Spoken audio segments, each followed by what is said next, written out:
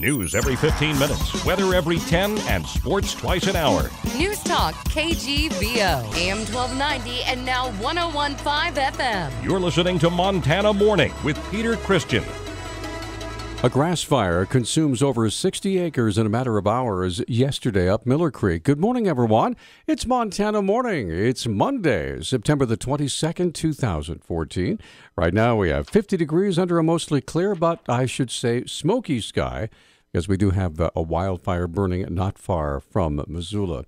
Good morning, everyone. This newscast sponsored by Temp-Rite Service for all of your plumbing, heating, and still air conditioning needs. Call Team Blue at 728-1111.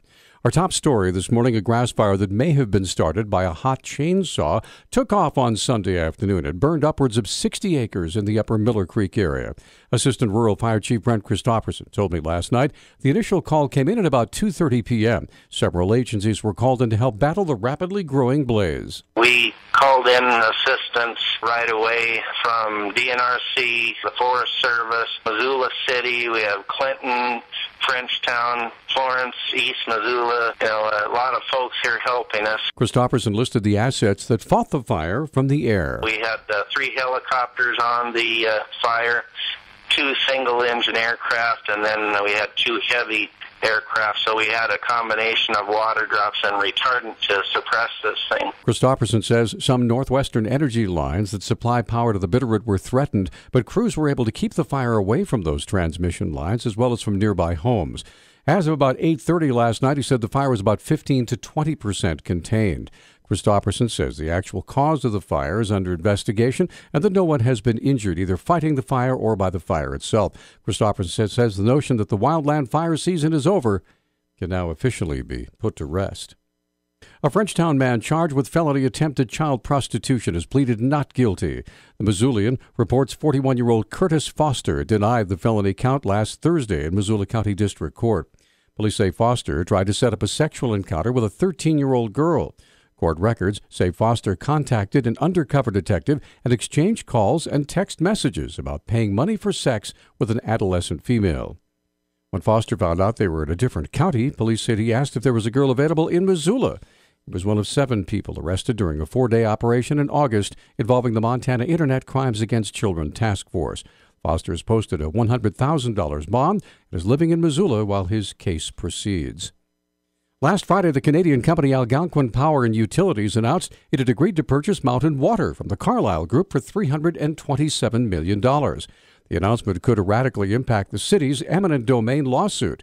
However, Public Service Commissioner Travis Kavula says the official paperwork has not yet been filed. We certainly expect that Algonquin or Mountain Water would make a filing to the Public Service Commission asking for authority to sell or transfer this utility to Algonquin. The PSC asserted its authority in that respect last time in 2011 when this utility was sold. So we do expect a filing.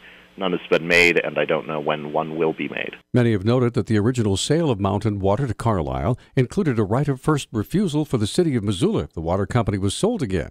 Kavula says that right will not come into play in this sale. If the Mountain Water Company were to be sold individually, separate of the 2 California water companies, then the city of Missoula has the right of first refusal. In this case, it appears the sale of Park Water Company's stock is as a whole.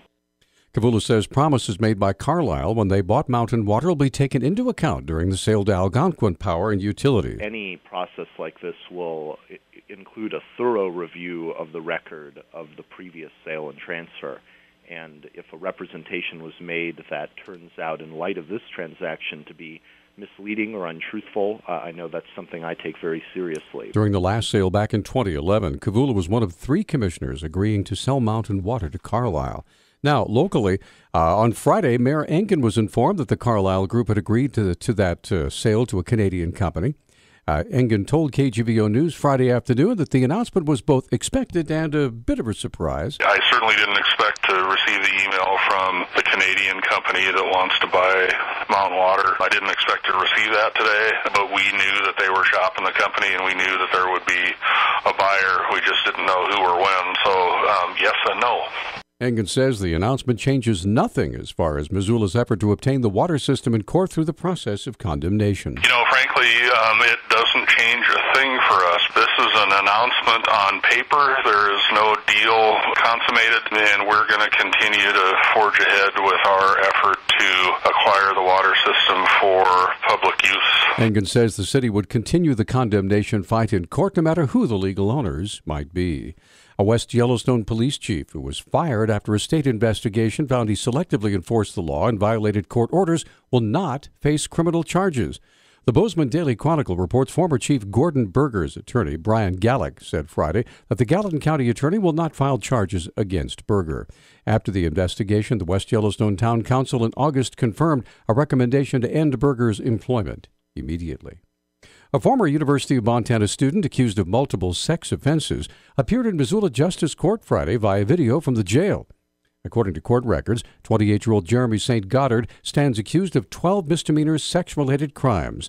Deputy Missoula County Attorney Sean Thomas asked Justice of the Peace Amy Blixt for a high bail. Given the facts in this affidavit and these charges, including the number of victims and the span of time that this happened, the state's concerned about the safety of the community here. The state's requesting $50,000 bail with standard conditions, including no contact with BioLife, the UM campus, and any of the victims. Judge Blix denied a request by the public defender to reduce St. Goddard's bail from $50,000 to $1,000 and allow him to return home with an ankle monitoring bracelet. Bail was set at $50,000. His next court appearance is October 5th. 27-year-old Kevin Leno, the man accused of torturing, mutilating, and shooting a homeless man to death in July, has refused once again to waive extradition from Louisiana.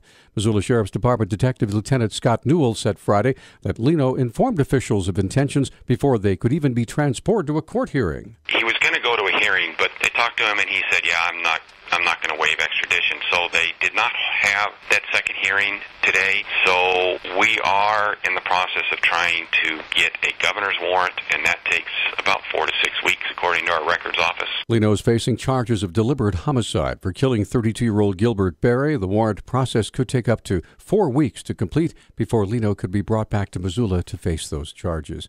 Finally, 2 mountain lion cubs that have captivated everyone. They were rescued by firefighters in western Montana back in August, now are at their new home in Ohio. KECI Television reported the male cubs arrived at the Columbus Zoo in Powell last week. They're staying in the zoo's hospital for now because they're still being bottle fed. They'll eventually move to a permanent zoo habitat. Our Newstalk time now is 6:10. Newstalk, KGVO. Missoula's official weather station. The summer-like heat continues. Today we'll see our temperatures topping out in the mid to upper 80s. Ample sunshine is expected, but clouds will roll in late this afternoon. Partly cloudy tonight, lows in the mid-50s. I'm meteorologist Brooke Foster for KECI 13.